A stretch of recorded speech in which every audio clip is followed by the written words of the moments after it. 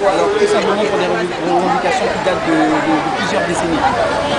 Des promesses qui ont été faites par la CEDU, qui n'ont pas été tenues, des promesses qui ont été faites par M. le maire, en fait, qui a changé de veste après ces élections, après les élections de 2008.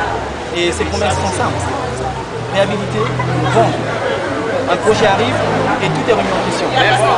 Et tous les partenaires que je vois sur la convention qui a été signée en 2008 par M. le Président de la République en présence du maire d'alors, qui était M. Lafontaine, si je me trompe, et bien tous ces partenaires-là, le seul dont on ne tient pas compte et qui est le plus important, ce sont les locataires. Les locataires des cités de la rénovation urbaine, des tours Floralie et aussi de la cité Mirza. Ce ne sont pas les seuls. Mais je crois que le vrai problème dans tout ça, dans ce pays, dans ce beau pays dans lequel nous sommes, c'est le respect. Mais concrètement, que voulez-vous?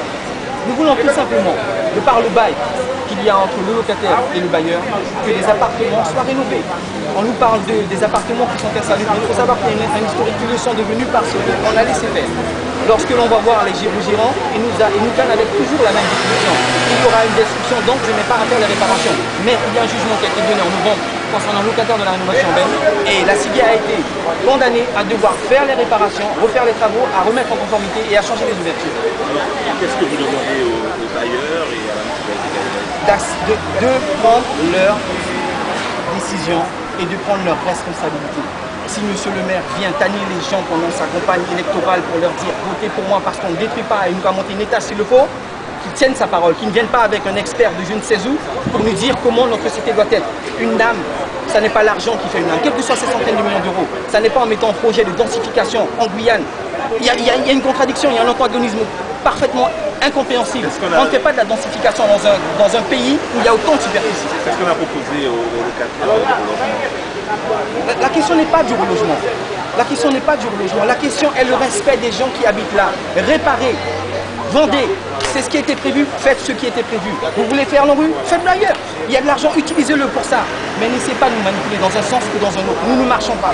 Nous disons non. Alors là, vous êtes devant la CIGI. Quels sont vos Il faut savoir que la pétition que nous avons donnée, donc la première vague de pétition de 150 signatures, qui regroupe la rénovation, les tours Floralie et la cité Mirza, il y aura une deuxième phase encore de signatures, certainement autant de signatures, et nous allons donc porter le même document, les mêmes pétitions à M. le maire, qui aujourd'hui semble être très occupé, on peut comprendre d'ailleurs, et puis nous allons porter cette même pétition à M. le préfet par l'intermédiaire de M. Tiennon, qui est le président du conseil général. C'est notre démarche. Nous avons aussi un site, un blog, parce que nous sommes partis du principe très simple que tant que le lion n'a pas ses propres historiens, les histoires de chasse ne montrent que le chasseur. Donc maintenant nous allons raconter notre histoire vue de l'intérieur, vue de l'âme de ce quartier, des gens qui vivent, qui sont en souffrance depuis plusieurs décennies, grâce à ce site sur Internet, que je rappelle est rbf-guyane.info. rbf-guyane.info. Merci. Merci.